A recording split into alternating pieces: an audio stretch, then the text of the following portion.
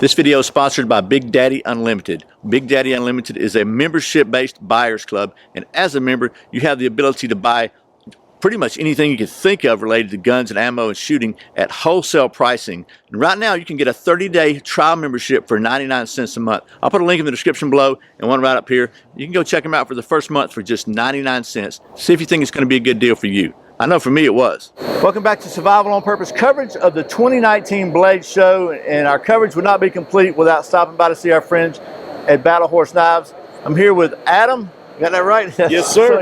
And Adam's going to show us a couple of new things. Battle Horse, as you know, is a made in the USA, high quality knife maker, blade maker, I guess, because we're going to look at something that's not even a knife. That's right. And I think I'm the only person here without a beard, but I'm working on it. So anyway, Adam. Alicia's clean shaven. Okay, yeah, Alicia, that's right. So, and probably a little better looking than me, but yeah. But Adam, thanks so much for taking a minute. So you got something that's really cool here.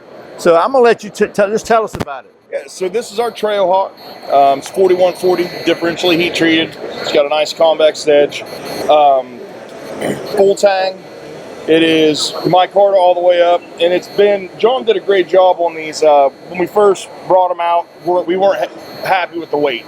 And he's done a good job of relieving weight in the handle to keep the balance correct, and really be able to work with this for long periods of time. That's one of the things that he does a really, really good job of, is making tools that can be used for an extended period of time. A lot of things are comfortable for a while. So we work really hard to try to make sure ours are comfortable all day. Yeah, I see a lot more of these like flat chopping tools, you know, knife, axes, hatchets, or whatever. And you know, a little bit of it's a necessity. As you know, we do not forge. We're stock removal, and it's really hard to make a traditional axe with a grinder. Right. So you know, it is what it is. One thing that this thing does really, really well is it doesn't ring your bell like a lot of full tang axes do. I don't know if it's exactly why, but if it's the shape, if it's the micarta where he's got it, how he's got it, the thickness or what, but he somehow figured out how to make this thing not sting your hands like an aluminum ball bag. So that's helpful. Really, if you're chopping with it. What I like about it is you can choke up on it like right here. Absolutely. Like you were showing, you can use it for carving, you can use it for chopping, and I'm pretty sure that you're not supposed to throw it, but you know, I'm not going to say anything here. You know, I would never ever throw it. I can't confirm whether I know that one's been thrown. I would never throw a sharp instrument. Neither confirm or deny. Yeah. So, but you also said you got a new knife. You said it's your personal favorite knife. It is. It's not super new. It's been around a little over a year. Actually, I've been carrying mine. This is the Sisu.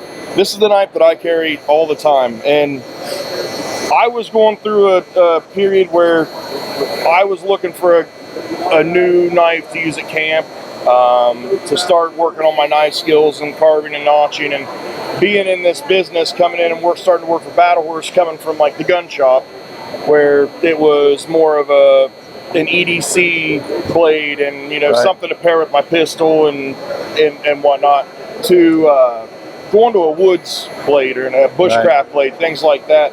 I tried and I tried and I tried, and I was trying to figure out what I wanted. And this knife started as a custom, and I was double checking it before it shipped out and fell in love with it. So we started making more. What I love about it is it's just, you can't find an uncomfortable way to hold it as long as you're not grabbing hold of the blade. Yeah.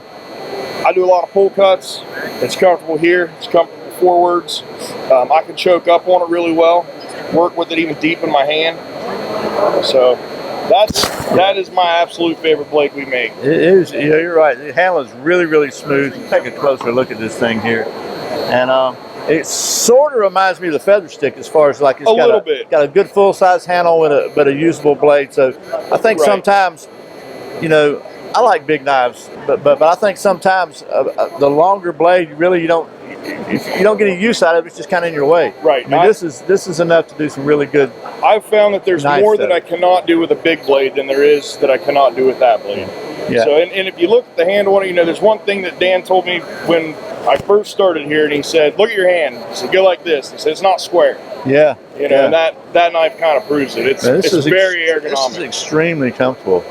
That is just, man, let me just give you another close-up. Look at the fit and finish on that knife handle. There is like, it's like the lines between the metal and the handle, there's like zero. You can't catch it with your fingernail. and it's just absolutely. The guys do a really, Wow, really they do good a great job at it. yeah. They're both bolted and epoxy, so they're on there for good. Yeah, it's a great knife, man. It looks like, I mean, just everything I've ever touched you guys make is high quality. So it's always cool to see your designs.